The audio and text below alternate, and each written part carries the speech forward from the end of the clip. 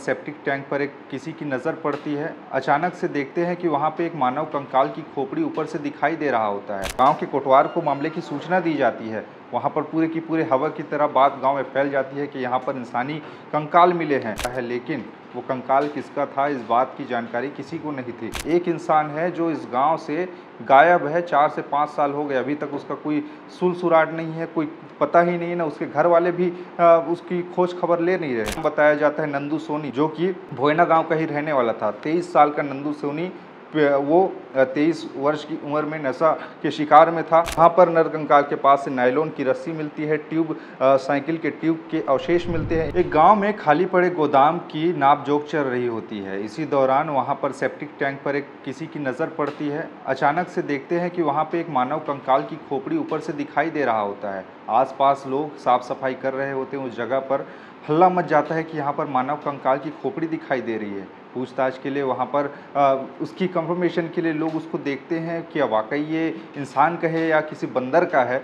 उसके बाद में गांव के कोटवार को मामले की सूचना दी जाती है। वहाँ पर पूरे की पूरे हवा की तरह बात गांव में फैल जाती है कि यहाँ पर इंसानी कंकाल मिले हैं। मौके पर पुलिस पहुँचती है, वहाँ पर जांच पड़ताल करती है और 4 से 5 फीट गड्ढा खोद के वहाँ पर नर कंकाल को निकाला जाता है। और तब जाकर पुलिस छानबीन में जुटती है। फॉरेंसिक एक्सपर्ट की टीम वहाँ पर पहुँचती है और कंकाल को जब्त करके उसको फॉरेंसिक लैब में भेज दिया जाता है। लेकिन वो कंकाल किसका था इस बात की जानकारी किसी को नहीं थी।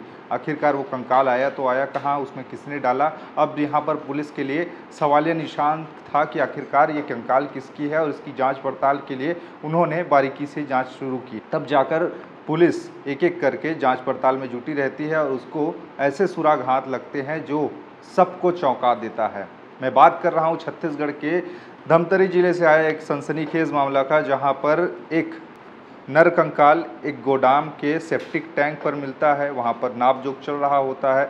गांव का नाम अर्जुनी थाना क्षेत्र अंतर्गत का भोयना बताया जाता है। भोयना गांव का एक खड्डा फैक्ट्री, जहां पर उस गोदाम में गोदाम के काफ़ी सालों से बंद था और वहां पर पूरे के पूरे खंडहरनुमा जगह हो चुकी थी। वहां पर वीरान था, कोई आता जाता नहीं था। लेकिन वहां पर कुछ लोग पहुंचे नापजोख करने के लिए। इसी दौरान साफ सफाई करते हुए, नापजोख करते हुए लोगों की नज़र सेप्टिक टैंक के उस ढांचे पर पड़ी जहां पर एक होल था, और उस होल के नीचे झांक कर जब लोगों ने देखा तो एक मानव कंकाल की खोपड़ी ऊपर से दिखाई दे रही थी। उसके बाद में वहां पर हो हल्ला मच जाता है कि ये खोपड़ी यहाँ पर दिखाई दे रही है। पुलिस को सूचना दी जाती है। अर्जुनी पुलिस वहाँ पर पहुँचती है, जाँच पड़ताल में जुटती है कि आखिरकार ये कंकाल किसका है। फॉरेंसिक टीम वहाँ पर पहुँचती है और उसको रायपुर मेडिकल कॉलेज को भेज दिया जाता है जांच के लिए।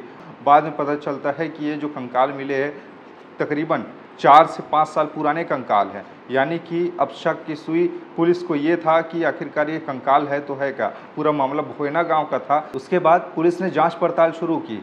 देखा, उन्होंने रिकॉर्ड खंगाले कि आखिरकार आसपास में कोई लोग 4 से 5 साल पहले गुमशुदगी की रिपोर्ट तो दर्ज नहीं कराए थे। साक्ष्य खंगालने की कोशिश होती है लेकिन कोई उनको सुराग मिलता नहीं। तब गांव के लोगों से पूछताछ की जाती है कि आखिरकार यहाँ पर कोई गांव में ऐसा कोई व्यक्ति है क्या जिसको आपने 4 से 5 साल हो गया, जिसको आपने देखा नहीं है, अचानक से गायब हुआ है। तब जाकर पता चलता है कि हाँ, एक इंसान है जो इस गांव से गायब है, 4 से 5 साल हो गए, अभी तक उसका कोई सुराग नहीं है, कोई पता ही नहीं, ना उसके घर वाले भी उसकी खोज खबर ले नहीं रहे। अब पुलिस को जब इस बारे में अंदेशा होता है कि ऐसा कोई व्यक्ति है जो यहाँ से पता है, तब उसके परिवार वालों से पूछा जाता है कि आखिरकार तुम्हारे घर का कुछ सदस्य इतने साल से गायब है और तुमने गुमशुदगी की रिपोर्ट भी दर्ज नहीं कराई है। युवक का नाम बताया जाता है नंदू सोनी, जो कि भोयना गांव का ही रहने वाला था। 23 साल का नंदू सोनी वो 23 वर्ष की उम्र में नशा के शिकार में था और उसके परिवार में उसका एक सौतेला पिता था जिसका नाम 65 वर्षीय राम मिलन गौड़, जो कि अभी 65 साल का है।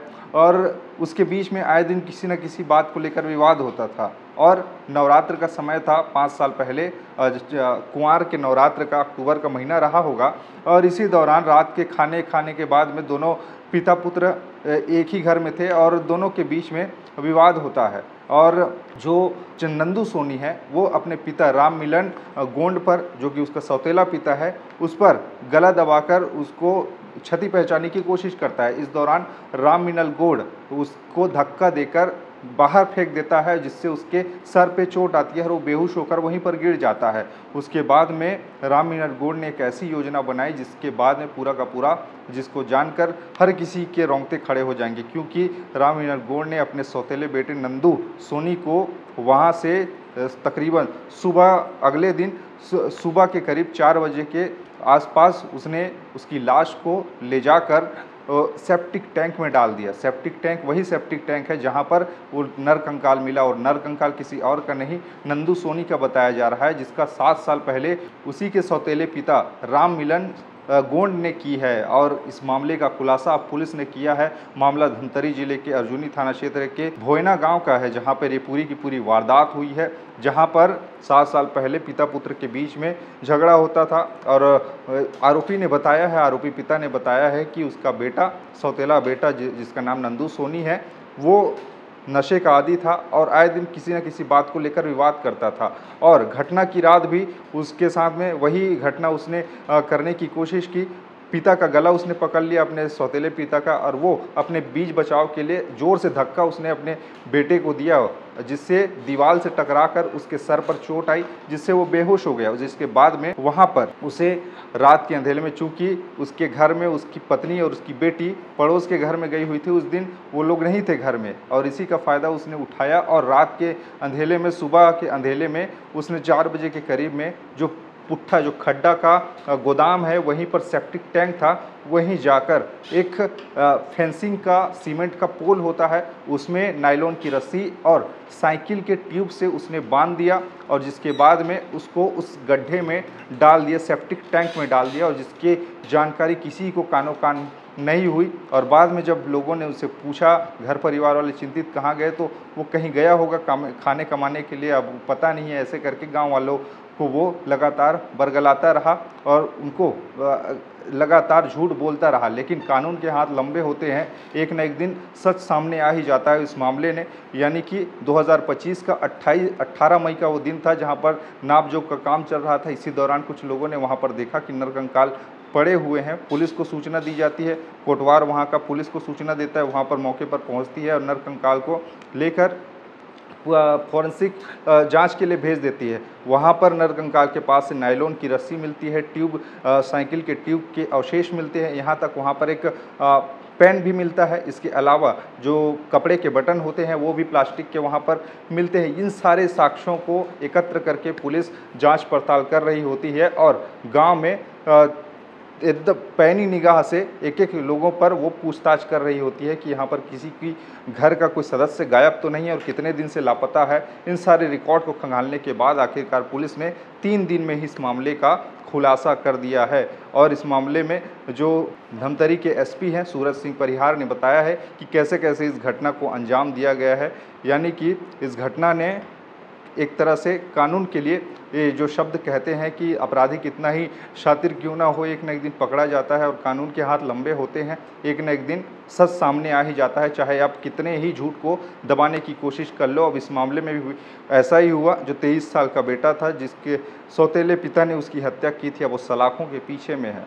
लेकिन आप भी सतर्क रहिए, सावधान रहिए, क्योंकि इस मामले ने एक जो बात छोड़ कर गई है कि नशे का आदी था जो नंदू सोनी था वो, और इसी के चलते लड़ाई झगड़े करता था। यानी नशा नाश का जड़ है और कहीं ना कहीं पारिवारिक कलह का कारण ये बनता है और कभी कभी जीवन पर भी भारी पड़ जाते हैं। खैर, इस पूरे मामले पर, पूरे विषय पर आपके विचार क्या हैं नीचे बताइएगा। बाकी खबरें और भी है जिसके लिए बने रहिए छत्तीसगढ़ के साथ में। नमस्कार।